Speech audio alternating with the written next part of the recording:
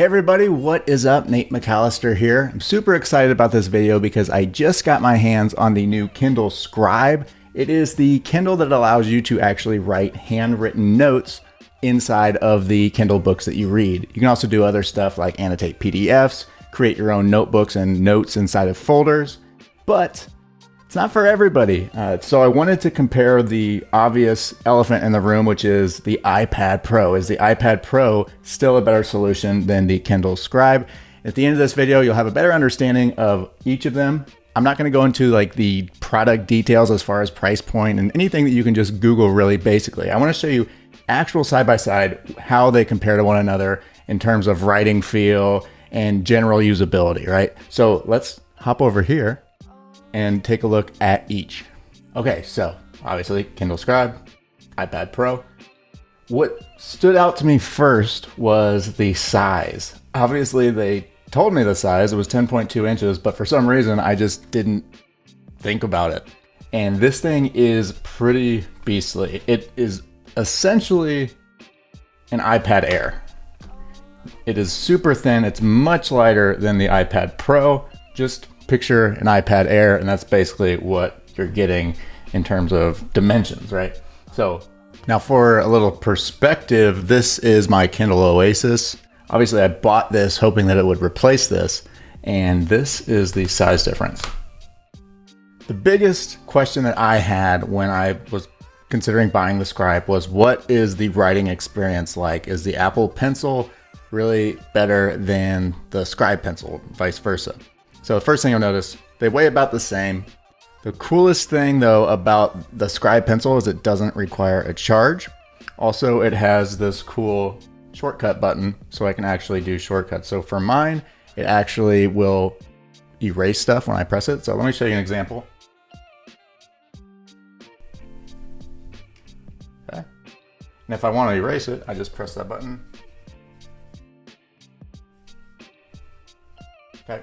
And that brings me to what I think is the biggest difference here, and that is the sound and feel that you get from the pen. So I'm going to actually put my mic close to each of them so you can actually hear it. So listen close.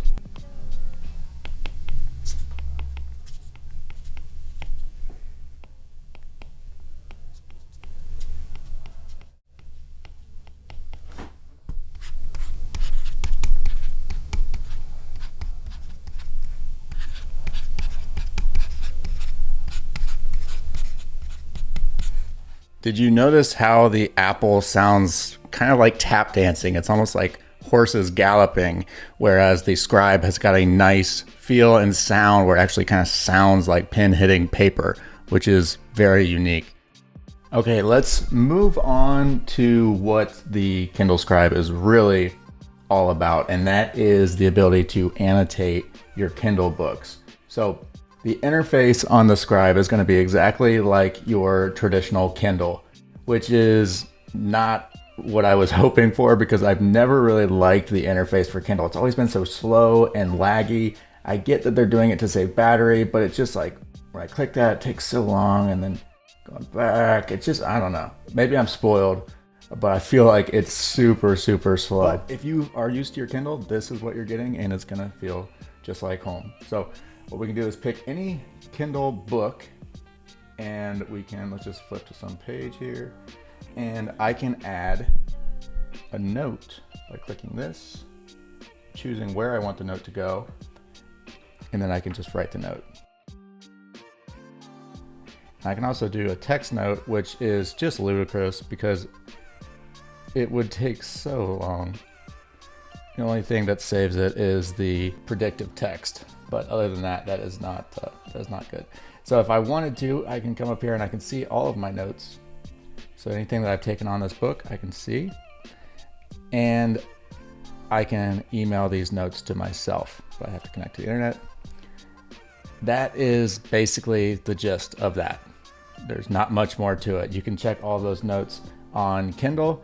There's a website where you can actually see all of your Kindle highlights and notes, and I will link to that in the description of this video. Now let's shift our focus back to the iPad Pro, and I'm going to show you, or remind you rather, of some things that it does that you just won't get with the Kindle Scribe. The one thing that the Kindle Scribe is always going to beat the Apple iPad on is this, the Kindle Notes Editor. So if you're a huge Kindle reader and you want to annotate your books, this is what you're going to have. This is the option. But if you want to use this as a note-taking app, you might want to use the iPad Pro instead, and I'm going to show you why. Let's jump into the basic handwriting app that I have, and that is NoteSelf. Just create a new tab here. So the first thing you're going to notice is we have a lot more options for a lot of different things here. We have different types of pencils, we have different pens, font pens, and this is a very minimalistic app. So other apps will have a lot more. If you want to do anything that involves doodles or any real art, you're going to have to use an iPad Pro. You just cannot do anything inside of the Scribe that's going to be doodle based or any sort of shading or art. I'm not good at it, but if that's you and you like to take notes that are like that, you will definitely want to use the iPad Pro. Another thing that I actually do use that I will miss if I use the Scribe as my main note program is color. You just don't get colors with the Scribe.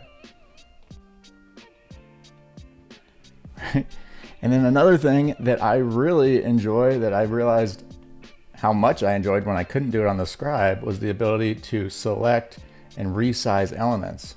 So let's say here, if I want to put that over there, and if I want to do the same thing here. You just can't do that with the Kindle Scribe.